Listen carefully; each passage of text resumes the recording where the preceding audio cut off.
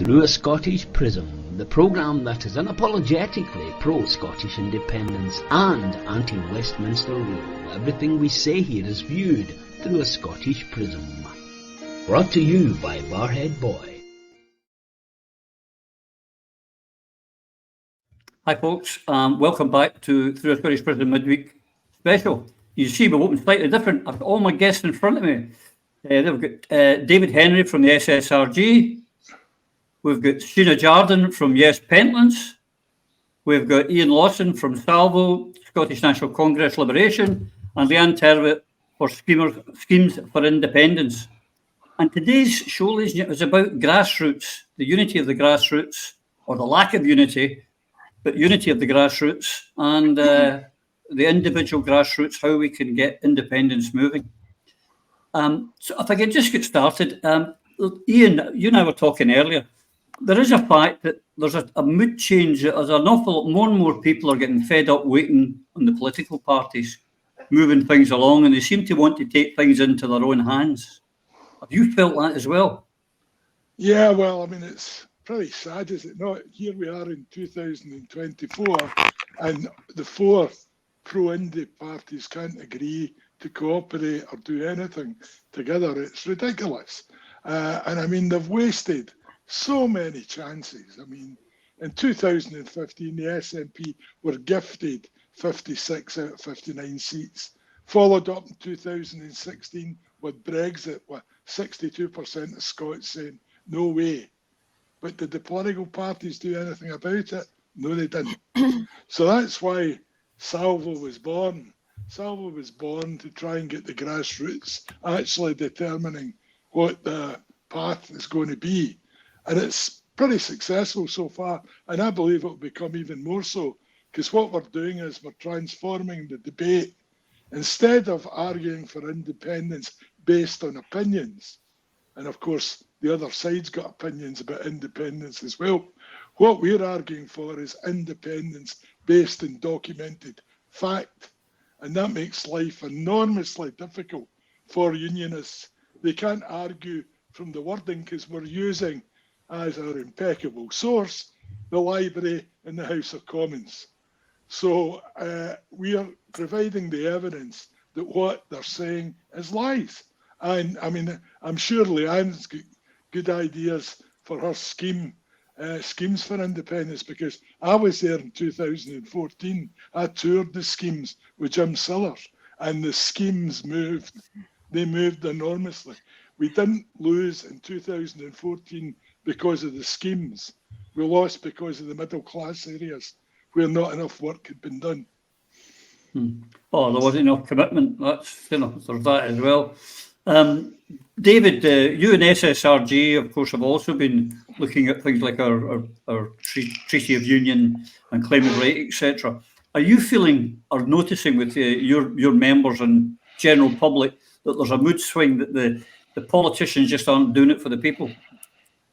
Well, certainly what we've been doing crosses a bit with what Iain and Salvo's been doing, It was when we couldn't find the Treaty of Union online, we decided that we should print it, because you literally, every time you did a search on Google, it bounced you to the articles from the Acts of Union, and that's not the same document.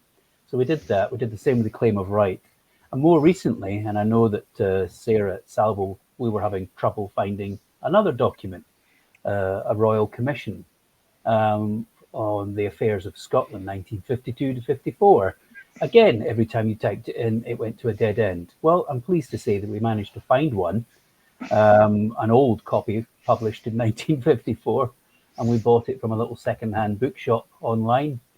So I'm afraid if the British state was trying to hide it, they didn't do a perfect job, because there was still one left. And it's fascinating to read. I've skimmed through it, 125 pages. It's quite clear why they didn't want anyone to read it, because it does support a number of the things that Salvo and the liberation movement have been banging on about.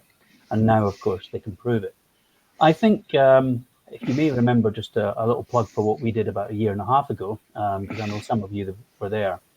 We had several hundred people turn up as delegates for an SSRG conference Because a year and a half ago, we felt exactly nothing was happening.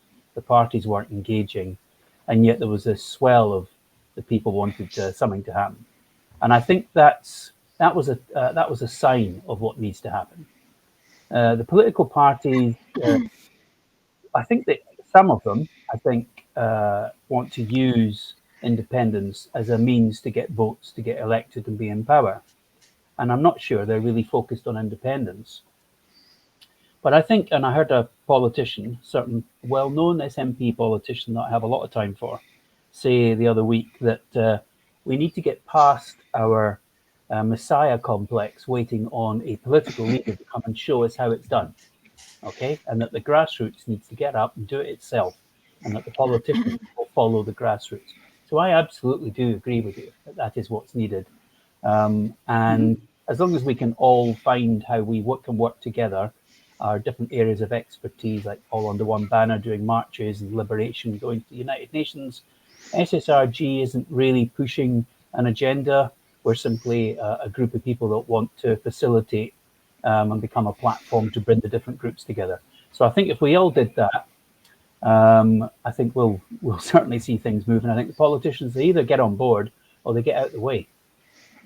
Agreed. Sheena, in 2013, 2014, as Iain alluded to earlier, the Yes movement, which you are from Yes Pentlands, the Yes movement just sort of appeared. There was Yes Scotland, but all these different opened up, and they were off on their own. And what actually happened was that the politicians had to start chasing after the Yes groups. I believe that that's what we need to happen again, whether it's, whatever we call ourselves as a group, whether it's Yes or not, but all the different factions here, is that we need to set the pace and let the politicians, instead of dictating, they need to follow us. Would you agree with that? Yeah, I would agree with that. The only thing I would say is that we're not going to get everyone enthused unless there's an end point. There has to be something, I think, that we're aiming for at the end. Because we have tried for the last 10 years to keep the Yes campaign going, and I know that our group kept going for quite a while, but then it's just gradually got less and less enthusiasm, and unless we have an actual end game in sight, I don't know how we can enthuse the grassroots. I think personally, what's needed is to get all the sort of the leaders and influencers of the Yes campaign to come together if it's possible, because there's so many egos involved. But if we could somehow get all there's movers and shakers. We've got a Salvo, we've got all under one banner, we've got Alba, we've got the SNP, we've got Believe in Scotland. Now I just wrote to Believe in Scotland this week because George McIntyre Kemp, I believe, is having a conference on Saturday, and he's going to be setting out what he thinks should be done to bring the whole Yes movement together again. And I sent him an email saying, well, if you're going to hold a march 2 weeks before the All Under One Banner march, then how can you possibly talk about bringing the whole group, whole Yes movement together again? That's absolutely. The first thing you need to do, if you're serious, is cancel that march, work with all under one banner, and then have your march on the same day, and that would bring everyone together. Quite simple. It would be a huge statement. And I've challenged him twice in 2 emails this week to do that. Of course, I've not had a reply, and he won't do that. But I personally think that's not his agenda. He gets no money from all under one banner. Simple as that. You're such a cynical man, Mr. Lawson. I'm very good at it. Not scared to speak my mind either. So anyway, I'm probably talking too much. Not at all. That's what it is. It's called a talk show. You already got me into trouble, so you're doing very well. So anyway, my thoughts are that we need to get all these movers and shakers together, if possible. get them in one room or in some sort of forum or something like this, and we have to work out a strategy. We have to work out, right, what are we going to do? And one of the things we could do is, okay, we need 100,000 signatures for liberation.scot, right? okay, that if everybody was in agreement, yeah, let's get the yes campaign on board. Let's get them all out doing that. Or if the end game is right, we're going to have a yes party and get all the parties together as a yes for the next election. That's another end game. But until we have like some sort of target, I can't see all the yes groups getting enthused because we've had too many. I might have a solution for you, Sheena. I might have Sorry? something up my sleeve. Yeah, All right. Leanne, of course, you are a classic. You get fed up with political parties and decided to sort of strike out your own, and you've set up this schemes for independence, which is Iain's alluding, and not the only one. So many people have come to me and sent me private messages, and exactly what's brought this together tonight, and hopefully continue. How are you finding now you're out there on your own? Do you know what? It's good. I'm enjoying it, and I'm getting so many messages if people want to support and want to help. Back in 2014, like Iain was saying, the folk in the schemes, your majority is yes, your majority in there's independence. And you had folk like Tommy Sheridan, Hope Over Fear, you had Iain and Jim, you had the radical independence, and that getting into schemes, getting people enthused and excited about what was coming, and they had hope, they had somebody to vote for. You know, they had something to get enthused about, and there's been a bit of light at the end of the tunnel. Mm-hmm. And I want to bring that back. I posed a question on Twitter, I think it was early December, and it was people in poverty are priced out of politics. And they can't travel to campaign, they can't go to conferences or events or anything like that. They can't afford it. But what they can do is they can walk out their own front doorstep with a pile of registration forms, get folk registered, get folk signed up to Liberation, make them aware of what marches are going on, what events and that are going on in their own area that they can get involved in, voter ID, data collection and that on them. When it's your own people going out there, you're just walking out into your own area and your own scheme, the family connections, poverty is multi-generational, so you've always got somebody that's connected somehow, you know, you can go out there, and if it's the same face week in, week out, I'm not going to put pressure on anybody. You do what you can. You know, you walk out your front door, you do what you can. But what matters is you're there sort of every week, twice a week, whatever you can manage, helping people to get registered. I'll even get the unionists registered. And then I'll spend a good couple of years, I'll spend every week turning them down. But that's what we're needing. You know, that's what we need. We need to get these people enthused a wee bit and take a wee bit of control about their own destiny. When I stood in the councils, a lovely lady offered to come and help me leaflet, but I was told not to take her to any of the uncouth areas. And it kind of grated on me a wee bit to start with. But then, you know what? It was probably right, because this lady would have stuck out like a sore thumb in a place like Abbeyview. She wouldn't have been able to sort of speak to the locals like, and they wouldn't kind of trust her. So there's a trust aspect there as well, in getting your own people out there. But you know what? We can all support each other. If you're standing there with your registration forms, you can be telling them about Salvo, telling them about Liberation, tell them, send them, going away and read up this and look at this. Tell them about SSRG, tell them what marches and that are coming up and where to look and where to get this information. If you're building relationships week in, week out with the folk on your doorstep that you've already got family connections with going back decades, then they're going to trust you. You're going to build the trust. You're going to have banter. It's going to be fun. You know, it is going to be fun because it's your own people in your own area, and just a load of us, and we can build. We can really, really build. Publicise the successes and hopefully bring it on and give them that wee bit of hope back that we had back in 2014. Yeah, you've come up with a slogan already. If we can get this folk line unified, it's what go local, go national. That's a good point in that. Iain, since for the last 12 months or so, now you and I have been in the party, in the movement for a long, long time. 50% plus for 12 months. And we're further behind now than we've ever been in actually terms of getting towards independence. It's a crying shame. So, Sheena alluded to it, and you were talking to me earlier about it. But why should we wait in the politicians for a constitutional convention? Why don't all the S groups and all the different dispirited come together and form a constitutional convention and make the politicians come to us? Is that possible? Or am I being a dreamer? Well, this is a good news segment of this particular broadcast. Firstly, Leanne, it costs not a penny to join Salvo or Liberation, so affordability is not an issue. We recognise what you're saying about the support that's out there in the schemes, so that's why there's no membership fee. To Sheena, the Yes groups are coming together. There's been meetings over the last few months, organised under the Scottish Independence Foundation, bringing all the Yes Yeah, I groups heard together, about that. bringing SSRG, Salvo's there, Liberation's there, the Scottish National Council's there, Right. and these are ongoing. So people are trying to put that together. But what we must remember about this was the SNP deliberately and intentionally closed the whole Yes movement down immediately after the referendum. It was downright sabotage.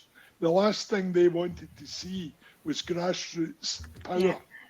And they spent most of the next 4 years removing powers from their existing SNP members to make them powerless as well. So, it's a big job to bring it all together. We're all doing our best. I'm going to speak at Yes Cambuslang and Rutherglen in a couple of weeks' time, and I'm showing an Estonian film about how Estonia got something. David's nodding there because I know he's seen it, but it's very, very powerful. So, I mean, if you're wanting a Yes group thing that's going to excite and inspire people, invite me down and I'll come down and I'll show my film wherever your branch of Yes is. Doesn't need to be a big audience, just whatever comes along, because it'll enthuse people. Likewise, to Leanne, if you want that and it's shown in a scheme and it's really inspiring, this film, then, just let me know and I'll come along and do it. As long, presuming I'm in the country, of course. I'm not going to travel from Florida. But I'm from here. Iain, I hate to stop you in mid-flow, but could you get back to my question? Do you think we can pull everyone together for a constitutional type convention? All the dispirited groups? Well, I don't think you can realistically if you're including the political parties. I'm not excluding them. I'm saying that if we started the ball rolling to pull them in. I answered that. That's happening, Roddy. The Scottish Independence Foundation have been meeting over the last couple of months discussing that very option. So, it's there. Fantastic. And I mean, Salvo is organising the Scottish National Convention, Congress, and that's going to be open to everyone. And, it's going to be elected by ballot. An unusual way to do it, So, I mean, Liberation are having their elections. You'll be interested in this, Leanne. Liberation are having their internal elections at the end of this month. And every member will have a vote. It'll be online. And every member will get the full results at the end of it without complications. So that'll be a major step forward, just proving that it can be done. I'm saying nothing. Absolutely saying nothing. Oh, come on, Roddy. Stick your oar in. Not a word. I should put up that meme. There's a great meme. You could say that, but I'm saying nothing, whatever it is. It's Hogan's Heroes. I know nothing.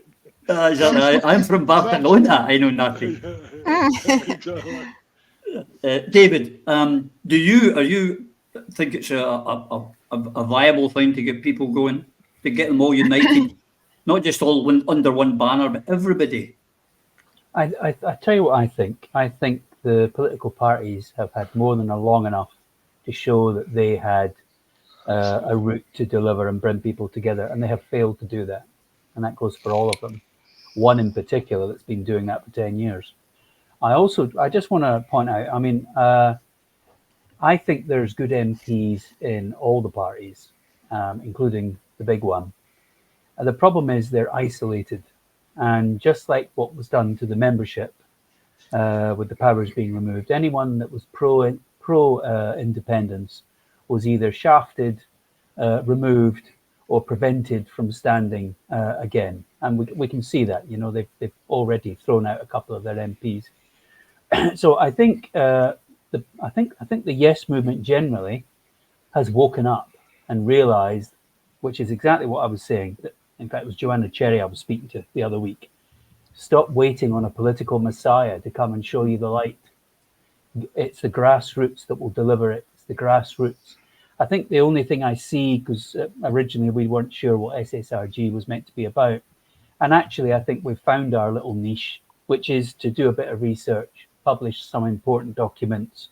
Obviously, I was over in Brussels back in September at the EFTA seminar, managed to get a nice question in front of 200 Europeans, which was asking how Scotland could join EFTA and the EEA and how quickly could it be done. And the room went silent as they weren't expecting that. And I think that's what we're going to do. I believe we should maybe look at bringing everyone together in another conference, or help a roadshow to get people in different groups to come together. I mean, I liked what Iain was saying with his film. His film's very, very powerful. I've got a projector. I've got AV equipment. I've got a screen. You know, amongst us all, we've got the materials and the expertise for us to bring everyone together. And I think, yes, a short answer, yes. I think, yes, groups can work together. Mm-hmm. I think we've got enough expertise. You've got a currency group that has done great work. I'm really looking forward to this legal document that's going to the United Nations. I really want to read it because I think I understand where it's going, and I think it sounds to me as if it will be successful. So yes, in the short answer is yes. I believe now is the time for us to get together, and I'm afraid let's ignore the politicians. If they want to come and join us, great. If not, well, that's their loss. There was a lot of people, Sheena, who suggested that it was a pity that the Yes movement didn't stick up candidates in 2015, 2017, 2019, that the Yes movement should have been putting in candidates. Do you see that as a possibility that independence for independence should, with no ties to political parties, would be a viable going concern? Personally, I don't think that's. I've actually just lost sort of confidence in the whole election process, really, and I just don't know if we actually. Do you mean that it would be form another party, or do you mean you would go in as independents? What do you mean? Independents, independents, not as parties. Yeah, but let's just say we all stand as independents. Well, but we all believe in independence. Yeah. I don't think we'd get very far personally, but I mean, I don't want to be too negative about it. But I think a nice positive attitude. That's what I like to hear, Sheena. I just sort of feel, at the end of the day, that's just going to split the vote more, isn't it? Because you've got the SNP, you've got IS. Not if it's in Holyrood. Oh, as list votes. Yes, I guess that would be. Yeah, that is a possibility. Yeah. But if you had independents standing, because the thing is that with the political parties, Leanne, they try to get one size fits all. So what's happening in the fishing ports and up in the northeast, or what's happening in the Highlands and Islands, what the parties are doing is making a manifesto for the Central Belt. Let's be honest, that's invariably because that's where it's won and lost. If you've got independents for independence or locals who are campaigning on the issues that are affecting their local area, would that not be something that could unite the people? Definitely, that's the beauty of, I suppose, schemes for Indy, because you're going to have a local person out on their own doorstep, week in, week out, for the next 2 years, in the run-up to the Holyrood elections. It's going to be local people standing in their local areas on stalls talking to everyone in that area. They're going to know all the local issues. They're going to enthuse people about independence. They're going to get people signed up and got on the register. They're going to give them a bit of hope. And do you know what? If it's people that are there and speaking on their behalf from their area and their type of people, then there's every chance that they could get votes come 2026. Parties, I think I said it last week as well, I find that parties attract the wrong sort of people with their own agendas, and they're tending to stand names instead of ordinary people. You know, let's see some more ordinary people get into politics and get enthused.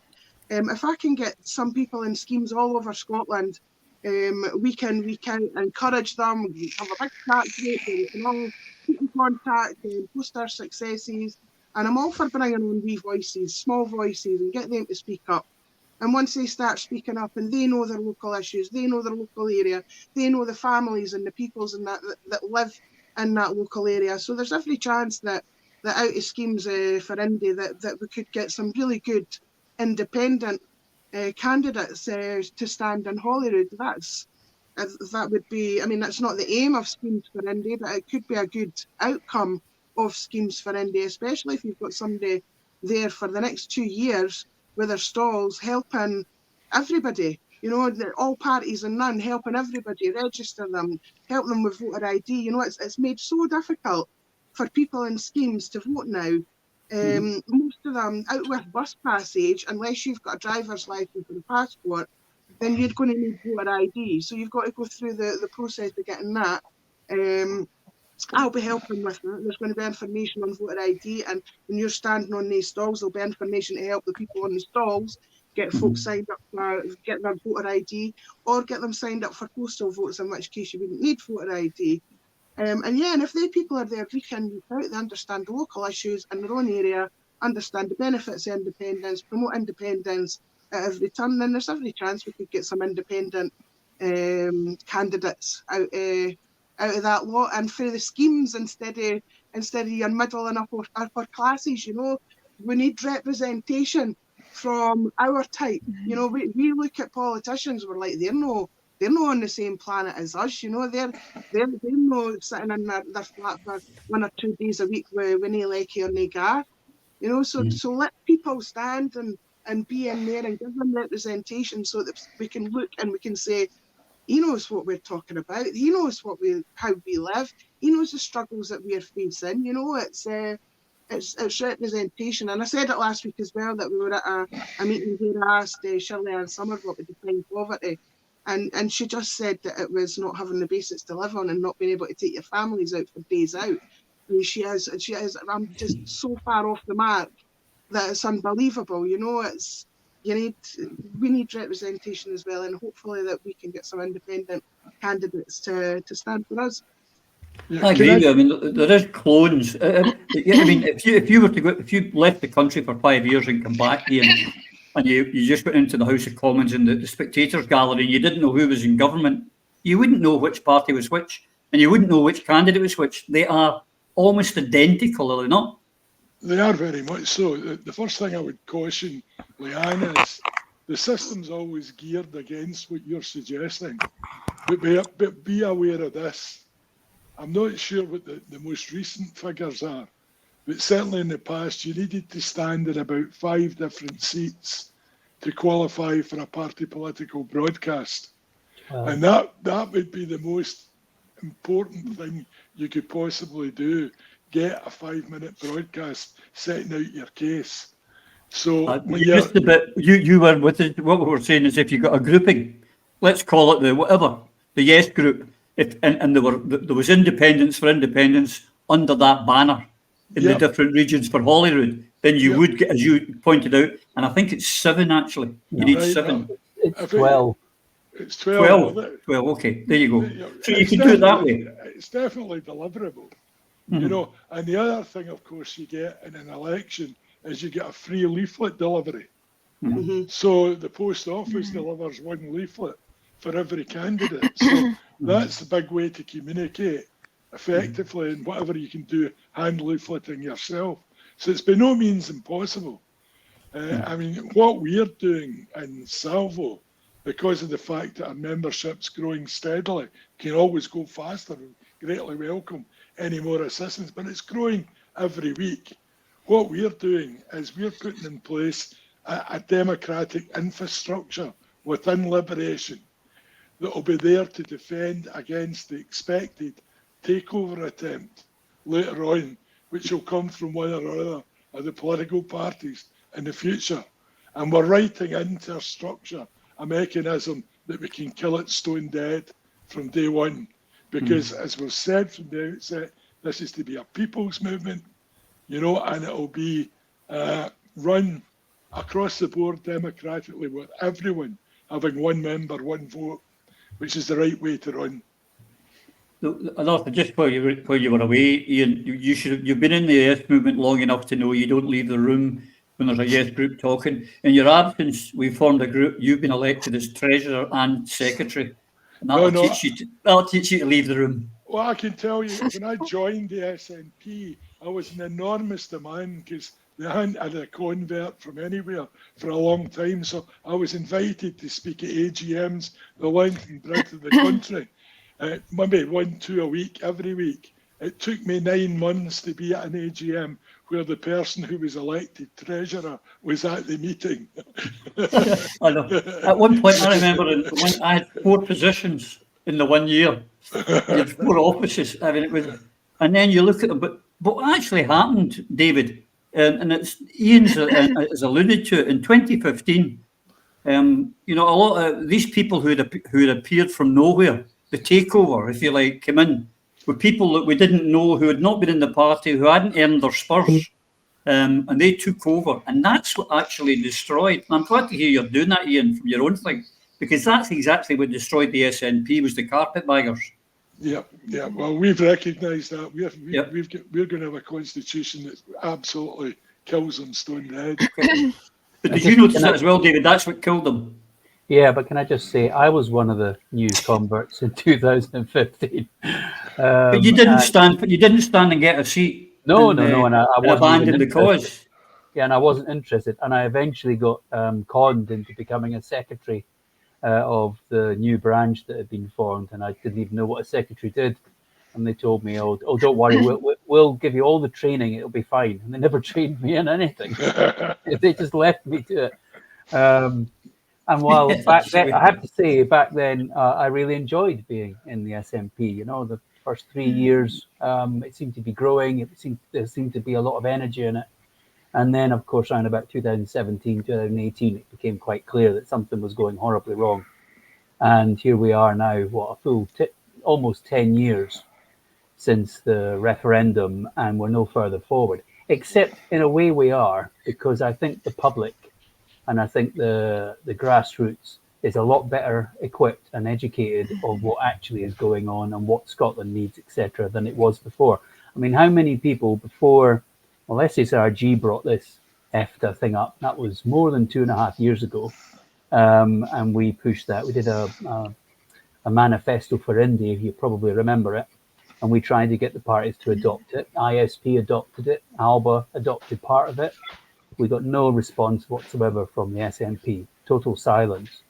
So going forward, I think this is, times have changed. I don't think we're waiting on a political leader or a political party to deliver independence. I think we're now grown up enough. We've learnt enough.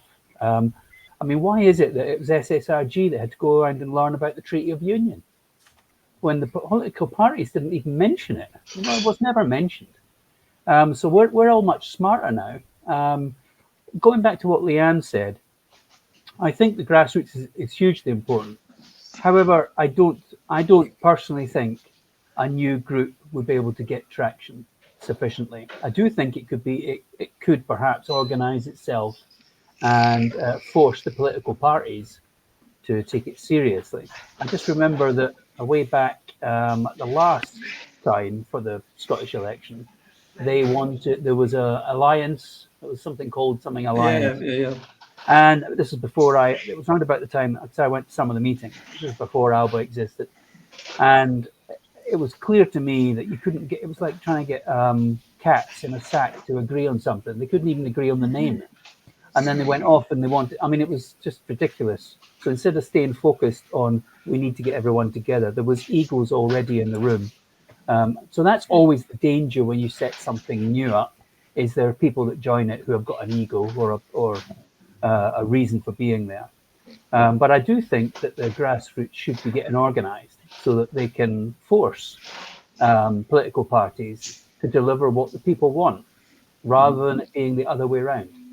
Yeah, I agree. I mean, I believe that there has to be an electoral event. That's what I believe. But it's simple at the end of the day. No matter what else we do and all the great things that have been done, we need an electoral event.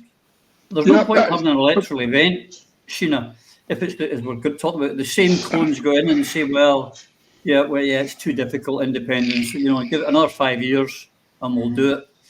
So that's why the grassroots have got to take, in my opinion, take a grip of things and make sure that at least we're getting the politicians that we want, as opposed to the ones that are being handed to us by the parties. And to do that, we have to be in a strong position.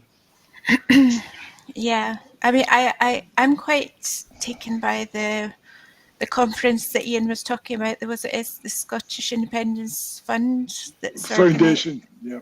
Foundation. Yeah, Yep. I think that's the kind of thing that we really need. I think we really need that. I mean, I personally have kind of I've lost a lot of confidence in politicians and in the whole electoral process. We could start again and, like you say, have independence for independence. But like David says, how much traction will we really get? We're going to divide the vote, yeah, and there'll be egos involved, and it's going to be a lot of effort. And I can't see. I mean, I've been doing this since 2010, so I guess I'm new to it. Well, here's the thing, Sheena. The last opinion poll showed that there's 53% of people in favour of independence. Only 39% are supporting the SNP, and only 1%, I believe, are supporting ALPA. So there you've got 13%. What are those people going to do? They're going to sit at home. That's probably what's going to happen like 2017. Because they've got nobody you feel confident enough to vote for. I think that the real key here is the Salvo route ends in an electoral event, Roddy. What happens is that we apply to the UN through the decolonisation unit. We get Scotland officially recognised as a colony of the United Kingdom, and then we use the UN decolonisation programme to have a referendum. Now, that referendum will be run with a very different franchise. It will only be people who were born in the country, who have parents who were born in the country. That will be like New Caledonia. Yeah, exactly. Well, I mean, if that happened in 2014, by the way, the result would have just been under 64% yes, if that had been franchised. It looks as if we're actually going to get it this time. But that's where I differ with you on this one, because at the end of the day, you just got to look at what's happening just now in Palestine. The UN is powerless because the UN is merely an extension of the US State Department. And the UK and the US are stopping what that's happening. The Chagos Islanders, still, even though there was a ruling that they should have their island back, they haven't got it. The US and the UK have just ignored it because they can and will. And they'll, in my opinion, that's exactly what they'll do. They'll stop it. They'll stymie it. If that's the case, we should just all go home, Roddy. Because we're never going to win. Well, it's just a fact. 30,000 people. 30,000 people have been murdered in Gaza, and the UN can't stop it. Right, very different case. Very different case. I'm telling you, it's a very different case. We're talking about a peaceful way to self-determination. It's recognised by the UN. We have that right. My point is that the UN is dysfunctional, and you're right. If they were playing with a straight bat, I agree, it would be good, but they don't. So, right, well, I believe they can be convinced already. Well, I hope you're right. I'd love to be wrong. Can I say, I think, so I actually do think that Iain's route is probably the route that's going to ultimately trigger independence. And I think the politicians will be scrambling to find themselves on the right side of that argument. I mean, it won't be much of a surprise that I've disagreed with quite a few of the legal routes that were proposed, and this was in private and in meetings in SSRG. And it's not because I'm an argumentative person, even though I can be. It's because I bring a critical eye to it. I'd like it to succeed, but I'm not blind, where I think, oh yeah, this is the way it's going to be. I don't believe it's going to be easy. You have to have all your ducks in a row, all your facts have to be being checked. You've had to have proper legal advice.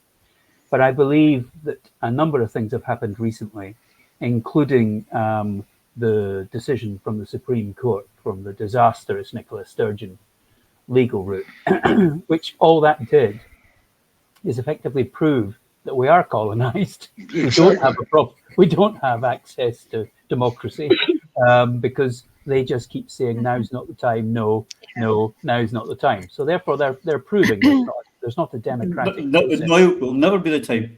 No, of course it won't. Because but I mean, the UK are stupid, David. I mean, they've introduced this rule that Scottish politicians are abroad and they want to speak with foreign politicians abroad. They're only allowed to do so if there's a British embassy official taking notes in the same room. Now, that's exactly how you treat a colony. Well, this is a great there's thing. worse than that, Iain. Did you hear this week that Union Jack, Alistair Jack, has been in touch with the Scottish Government to say, I believe you're doing something with your Lord Advocate. We need to know what it's about. Now, one of the things in the treaty, you guys are the more experts in the Treaty of Union, was that Scottish law was separate and Westminster had no say over it. And yet here's Union Jack writing to demand what's happening with the Lord Advocate. It's appalling. I agree all those things. Yeah. I just don't trust the UN. No, what I was Sheena's wanting to speak. On you go, Sheena. Sorry, I was going to say, I don't trust the UN, but I also don't trust the British government at all. I don't think any of us do. So this is why I sort of think, any sort of general election route is not. I just can't. I don't, or the Scottish Parliament election. I personally think the route that we need to go down now is Salvo and the liberation. That's the only way that I can see that we're going to get anywhere, because if we could have a mass education of liberation and Salvo, and people understood this stuff. I mean, before I came on today, I was reading more of the Salvo website. I find it quite hard to absorb it, but I'm getting there, and it's so clear. It's so clear that this is what people need to know. They really need to know this stuff, and I personally think that's the route. Personally, that's what I think we should be going down, that route, trying to gather signatures, raise awareness, and get the public, the grassroots pushing for independence because of that, not through a general election or politics, which is everybody is so switched off by politics just now. Everybody's sick of it. Politicians are all turning out to be a disaster. The Scottish ones and in the UK, it's just everyone's tired. Sheena, it's the leaders that are that way. Because within the membership of Salvo and Liberation, we've got members from every political party, all the main political parties, and some of the smaller ones, and they all work constructively together within Salvo because there's no conflict. Political parties require to have differences from other political parties so they can campaign in those differences. We are not going to stand in any general election. We're not going to stand in any Scottish election. We're going to be united throughout, concentrating and focusing on delivering for the Scottish people. And when it comes to the decolonisation committee, they will instruct the British government that they're holding a referendum here in Scotland. They will ban all the foreign newspapers. By foreign, I mean English newspapers from influencing. There'll be no vow. There'll be a franchise which is fair. And they tell you there, local, domestic court judgments stand for naught in the decolonisation process. Iain, the UN instructed the United States and the United Kingdom to hand back the Chagos Islands. And the US and the UK went, no, nothing's happened. And the UN don't have an army that can force them. So the Chagos Islanders have won their case, but they haven't got their islands back because the US, who run the UN, and the UK, who are their poodle, just said no. No, they'll do the same with us. But you say that, Roddy. But the UN voted in favour of the Chagos Islands. They did indeed. They weren't so much in America's pocket and Britain's pocket that they voted against the Chagos Islanders. It's the ignorance of the US and Britain that creates that situation. Not the UN. They did their job. I would imagine you get the point I'm making is though that the US and the UK will use their veto at every opportunity and thwart things. That's what worries me. But I don't believe in Britain, if we had gone through the decolonisation process and got a very positive result in the region of 65-70%, I don't believe the English, I think the English are a better people than that. I don't think the English would accept holding on to Scotland in those circumstances. And I definitely know in America, it would be a huge political issue because there's a lot of Scots and Irish in the US, and they're a big political lobby, very active, particularly the Irish, and they wouldn't want to see that happen either. So I'm much more confident you are, Roddy.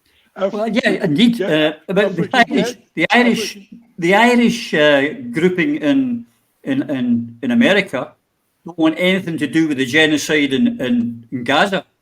But the Americans are ignoring them. They're ignoring everyone because the Israeli lobby is stronger. But Leanne, if I get back to you, you've not been in here much. Have you got faith in the grassroots that they can, or do you think we need to go to the UN or to somewhere or to get ourselves out? Do you think the grassroots have the power or not at all? I think the Scottish people have got the power. I think we've all got a part to play. And my part is probably going down to a more basic level. I want to educate people. In 2014, we were all fired up, we were all there, we were educated, we knew what was going on, and then we lost that vote and everybody disappeared and left us, and we've been on our own now for a decade. I mean, I was told even in the councils to concentrate my campaign in the affluent areas where people voted and to leave out everywhere else. It's just totally against the grain of what I feel. So it's a big part. This is a big part, and it's going in to all the schemes everywhere. And it's there's no chiefs. It's going to be just a load of ordinary people in their own areas, and enthusing people and educating the people on their history as well. So you're going back to implementing the Declaration of Arbroath, but educating them also on all the ways that the union's shafting them, all the ways that the policies are brought down to knock them down, poverty TV, two-child rape clause. They're made to think that everybody else pays for them. I was told no long ago to get a job. You know, I was told I was a benefits groundsman to get a job. That's what we face all the time, and that's what it's like being part of this union. Educate them on all the benefits and that they could get from independence. Educate them on Scotland's wealth, Scotland's assets. Get them enthused, get people fired up again, because no matter what the route, we're going to have to get the masses involved. We can't leave them out. We can't just leave them this time. They've been left since 2014 and nobody's been in there and nobody's been firing them up, and they're so battered down in their lives that they don't see a way out. So can I ask you, Leanne, as I'm playing devil's advocate today, once you've got them fired up, once you've got them enthused, what then? Who do they vote for? What do they do? David and Iain and that were saying that it's very difficult for independents and that. But I don't know if you're looking at it from a campaign that's just going in a few weeks before an election or a couple of months before an election. I'm talking about having people in there starting like next month, in the next few weeks, having stalls and starting to build people. And they're going to be there week in, week out with the family connections, with the connections to the area, with everything to do with the local areas. I think some of them stand a chance. I think in local councils, Leanne, you're right. I think in local council seats, you know, if you've got Leanne for Castlewelk or Leanne, and it runs over a number of years, that builds people up, you know, that builds people up, and it makes the scheme see that we have got representation. Because right now everybody's looking at them. I still go to house parties and that, all my pals, and see all my families and that. The council parties are the best, by the way. And we are political, and we do have opinions. We're very opinionated, but we're opinionated amongst ourselves, because we're probably, a lot of them feel like when they're talking to politicians and the upper middle classes and that, they probably feel like they're that battered down that their opinions don't matter so much, or they can't voice their opinions. We need to bring that out on people. We need to get everybody on board. It's everybody or nobody. If you don't have somebody in there representing people and speaking for us, that look like us and talk like us and dress like us and have the same struggles in life than us, then you're missing out a massive part of Scottish people. So everybody's got a part to play in this grassroots. We're not all Salvo and looking for a route. We're not all doing this. I want to campaign. I want to gather data. I want to gather new data. I wouldn't be standing independent. We wouldn't be standing independents all over Scotland and that. You'd be gathering data as you go. And then you'd be looking at that data and you'd see where the independence vote is, where you're likely to maybe get a few seats in there. Because the more representation the schemes have got within Holyrood, within politics, within councils, then the more enthused and the more educated people are going to get. Oh, I know him. Oh, I ken his uncle. You know, it's all family connections, and it's all about getting people talking. You know, I could tell something to one of my pals in the schemes, and I can guarantee you it'd be around the rest of the schemes in half an hour. You know, it spreads that way. So I think we all have our part to play. The Yes movements, they're all under one banner. Salvo, SSRG, everybody has their part to play. And it just could be so much bigger. You know, it could be so much bigger. But we need to start talking and stop arguing and get on with a job in hand, because I know you guys are sitting there and do you know what? It's my pals that are dying. And it's my family that's dying. You know, that's how bad it is. The addictions, you've got nitazines now in Scotland. It's your synthetics and that. Your drugs deaths are going to go through the roof because they've all got mental health problems. Half the schemes are medicated because of their mental health, because that's the easy option. There's no counselling, no rehab, no nothing. Just put more drugs in them and keep them compliant and keep them quiet, you know. So I think we've all got our part to play, and I think we all need to listen to each other and start promoting the things that are good, not just about what we're doing or what we want, but promoting the parts that are good in the whole movement. You know, we need to bring this together, and there's no chiefs in this. There's no folk up here on pedestals, you know, or no hero worshipping. It's just a massive group of ordinary people all over Scotland, all fighting for what we need, and that's our independence, and we desperately need it. Well done. David, I'll go around you all once because we're running out of time. One of the strengths in 2014, and we got so close, was because of Unity. We were all under the Yes banner. I mean, there was people of all different political persuasions, but we were all under the one banner at that time, and hence the name came out later. What can we do to unify the entire movement? Because if we can't unify ourselves, how can we expect the political parties to unify? Well, indeed, I think the political parties are part of the problem, not the solution. One of the things that was brought up at one of our meetings recently is who exactly is going to be negotiating Scotland's position after there's been a vote or a democratic event for independence, because there doesn't seem to be much political brain power in the people that are currently elected, and I wouldn't want to leave our future in their hands. So there's something else going on here. There's been from the grassroots, there's been expertise that has developed, such as the currency group that has done a lot of work on what would be a central bank and our own currency and how that works. I happen to think that the route is the UN decolonisation route. I think that is something I think most people can get behind, because I think the problem with the political party thing, and even focusing on elections, political parties are there to get people elected. So they do things to get people elected. This is far too important. Scotland's independence and our future is far too important to be left in the hands of politicians, if you ask me. Well, we need to start thinking about how are we going to bring together all these areas of expertise that will help us negotiate our position. And to answer something you said earlier, Roddy, so the UN will go through its process. Scotland will support its right to self-determination, I believe.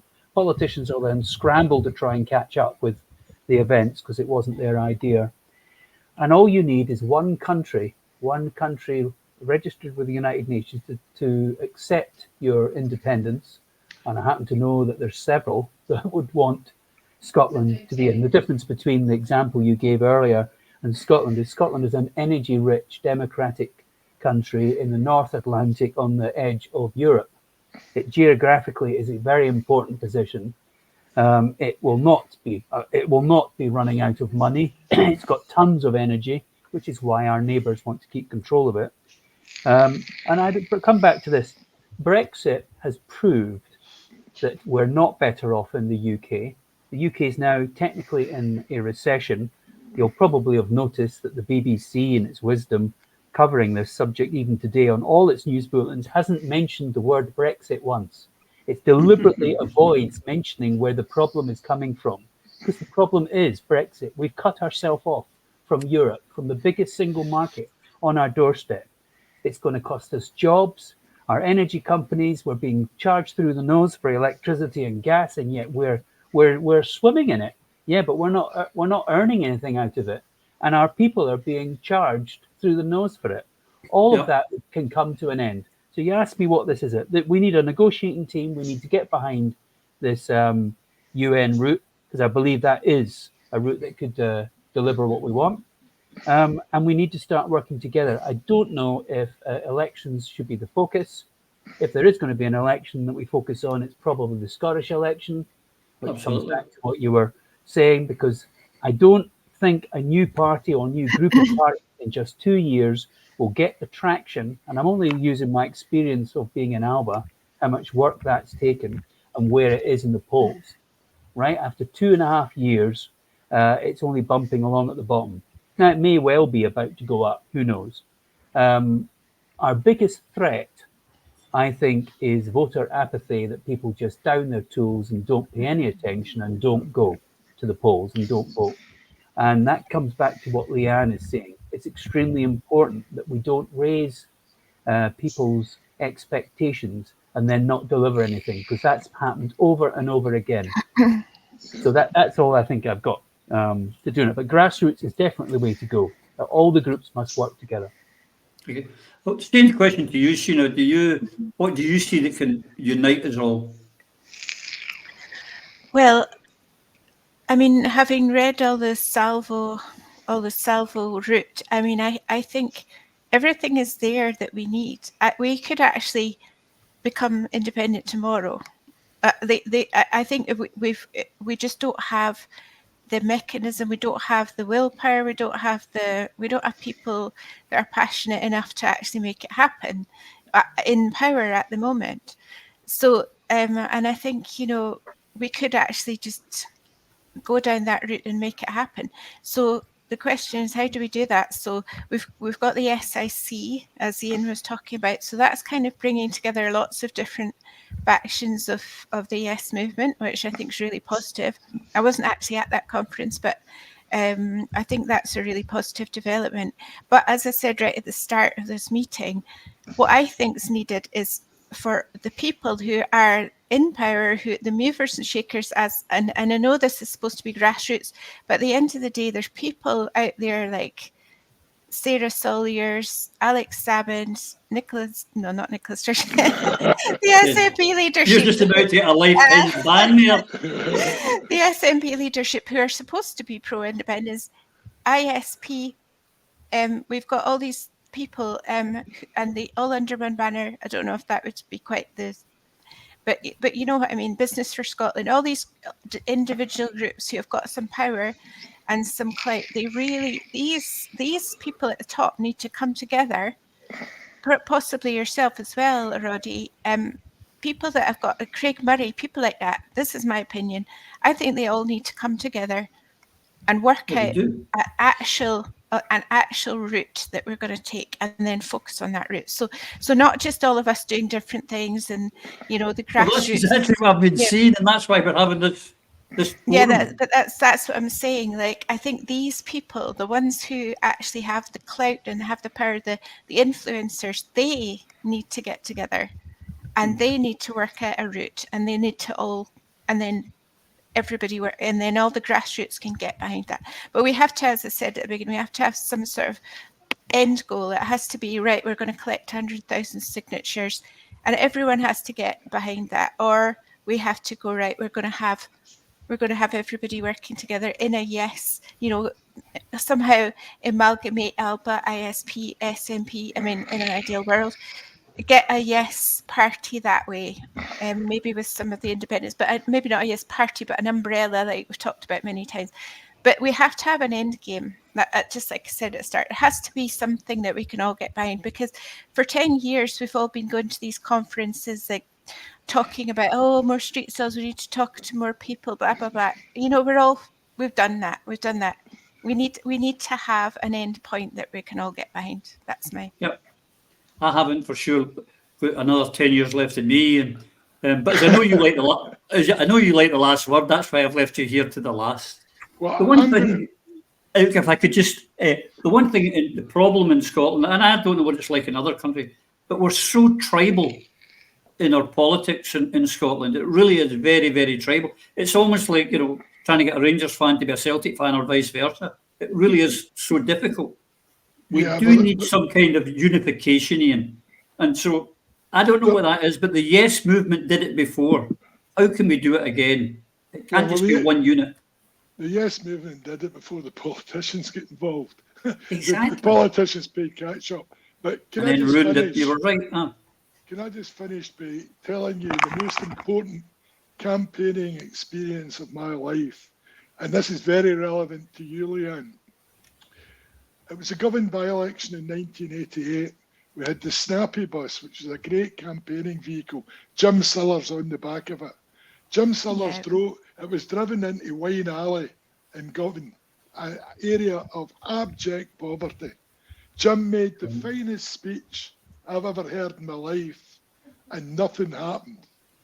Nobody wanted posters, nobody put their heads out the window, no nothing. And Jim was really deflated. And we went to a cafe, at Amy's Cafe, and we discussed what had happened, because Jim was saying, I can't do better than that. We've got a problem. And we talked it round, and eventually we came up with a decision that the problem was these people had given up all hope. They believed no one would do anything for them. So we decided to go back to that street, and all the kids were all running around the van. And Jim made the exact same speech, but all the time he pointed to the kids and he said, you may have given up, you might have no hope, but for goodness sake, have some hope for these kids. And it was like the whole place changed. People came out, everybody wanted posters. And we knew, and this was early on in the first week of that by-election, we knew we'd won the by-election because we'd come up with a message that mattered for folk facing great hardship in their lives. See, that's it, Iain. You've got to know how to talk to them. You've got to know what it's people talking to their own people. Exactly. Mm-hmm. But I mean, every politician could learn from that, particularly if they're going campaigning the schemes. The difference is, of course, was we meant it. The problem is nowadays politicians know it all, Iain. They can't be taught anything. Anyway, we have overrun. We've shot over the mark. We will come back. I want to thank you all for taking time out your day to come and give me your views. And I hope you guys watching in have enjoyed it as much as I've enjoyed listening to everyone here. And I hope it's given you some ideas, some hope, the hope that Iain's talking about. Because we need hope and we need unity, folks. And we've shown it here. We can do it. We can come together and talk. We might not agree and everything. But if we don't talk and we don't unite, we're just all going to be doing our own wee thing somewhere else, as Sheena's alluded to, and will not progress. So open your hearts, open your minds, open your ears. We're not asking you to open your purses yet, but that might come. You never know. Join Salvo. Yeah, trust Iain to get his plug in. His plug in. I'll get something. Where can I get something to plug? I don't know. Yeah, sign up, subscribe to Through a Scottish Prism so you never miss a show. I'm not going to get done in one show. I get the last word. I'll see you all again. You and yours. Please, take care. Thank you, everyone. Through a Scottish Prism, the programme that is unapologetically pro-Scottish independence and anti-Westminster rule. Everything we say here is viewed through a Scottish prism. Brought to you by Barhead Boy.